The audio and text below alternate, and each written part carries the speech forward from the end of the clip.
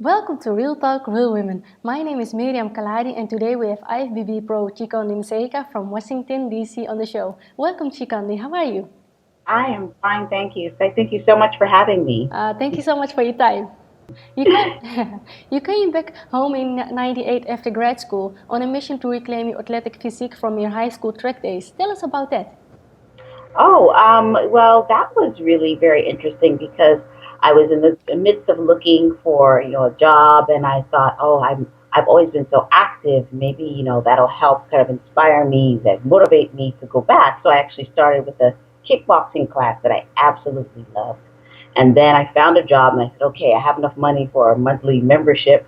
So I just started, and my body just responded, and I absolutely, I've always loved training, but that just opened a new facet for me in terms of a way to kind of stay connected with my body and also to pursue just fitness in general. Great. And then you met your husband. How did that change things for you?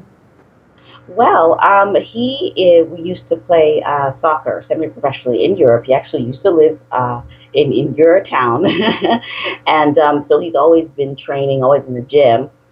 So it just so happened that we started to train together from time to time, and then as a couple, we met people in the gym, and they would tell me, "Oh, you should compete. You have the structure." And then he said, "Well, if you really want to do it, I'll just train you." And then that's how the partnership, on the fitness level began. Wow, amazing. Tell us a little bit about the Tao of Koya and the importance of developing a synergy between the mind and the body. Well, I think it's my husband is he has a very holistic approach to fitness. It's not just about giving someone a training regimen or a meal plan, and also in terms of being connected to yourself spiritually, he just sees it all in conjunction. And so it's something that we promote, as a couple. We just feel like everything is interconnected in your life, and you have to have a very healthy balance. And fitness plays a huge role in that, of course, but you have to see how it's linked to other aspects of your life. So, yeah, it's like a mantra: fitness as a lifestyle, as opposed to something that you kind of have to fit in from time to time. Right. Before you ever competed, you had people come up to you and tell you that you would do really well in competing. They saw something in you. Do you think that if that never happened, you would ever have competed? I don't think so. I don't think so because before I started, I would always get copies of Oxygen magazine. I would go to the back and look at the competitors and just marvel at their bodies, but I had no idea how they did that. I didn't know I had the potential. So it took perfect strangers to kind of tell me, that, okay, it looks like I have the potential. And then I just met a series of people that helped guide me in the right direction. Because I had no idea that we had to get our suits tailored. I thought you went to a store to get them. I didn't know anyone who did diets for my first show. My husband trained me, but he didn't do my diet. Now he does everything. But yeah, so I would not have known where to look without those kind folks. You ended up earning a pro card. How important were the people around you in achieving that? All extremely important. My husband, number one, he has always pushed me. He's always believed in my physique, even before I even reached that level. And then just a series of other people, like I think I've mentioned in previous interviews, Michael Messiah. He's a fellow bodybuilder, but he is one of the main people that were coming up to me in the gym before I started competing.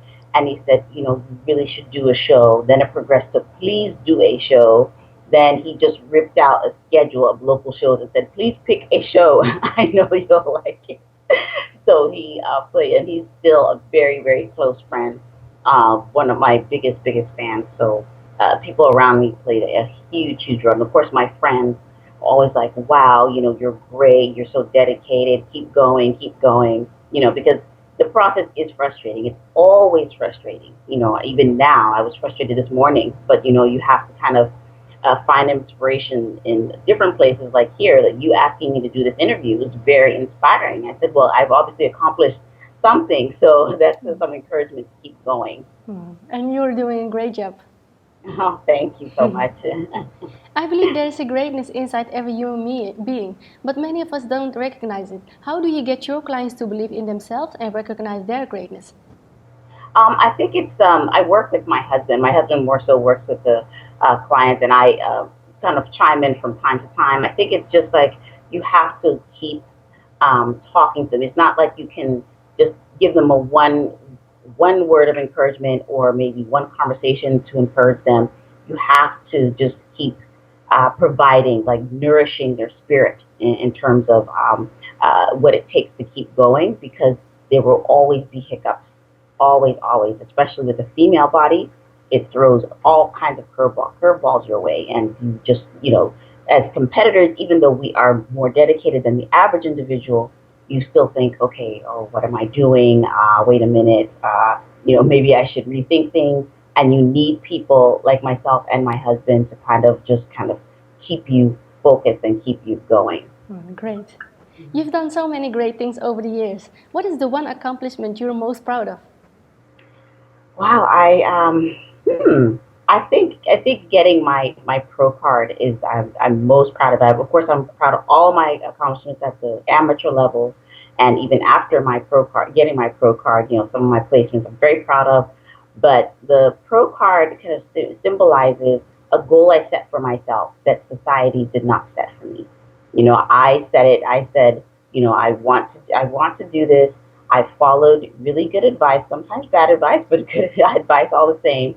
And it's something that I achieved. No one really expects you to do a fitness show and get a pro card. That's not, the normal goals are, go to school, get married, buy a house, that sort of thing. So this is something that I set and achieved for myself. So I think that is, the most fulfilling. Wonderful. Where would you like to be in, say, 5 years from now? Well, I think I would like to get more so into coaching. I think it's very hard. I know some competitors do it, and that's great. Some competitors can compete and coach others, but I feel like I I'm the type of person that has to just dedicate myself solely to competing and learning different things, change, knowing how to change my body, staying motivated, like we just talked about. And I think once I finish competing, that's when I can fully devote myself to a cadre of competitors, just to kind of share my experiences with them, all the lessons learned. I think I definitely want to become more involved in queer fitness in that capacity. Chikondi, where can people go to connect with you online? Well, I have a Facebook page, and also I have a Twitter account at IFBB Pro Chikondi. I've been a little quiet the past couple of months, but that's all going to stop. I'm going to get back online this week, actually. But those are the two places you can find me. Okay, and I will make sure to put all the links below this video. Okay, thank you so much. You're most welcome. Do you feel there's anything we've missed that you would like to talk about today? No, I think we've had a really great discussion. I just want to say once again, thank you so much for thinking of me and having me on your show. This has been a really great experience. And I would like to thank you so much, Chikondi, for being on the show. I really enjoyed having you on the show. Oh, thank you so much. And thank you so much for watching. My name is Miriam Khalladi, and I will see you on the next episode of Real Talk, Real Women.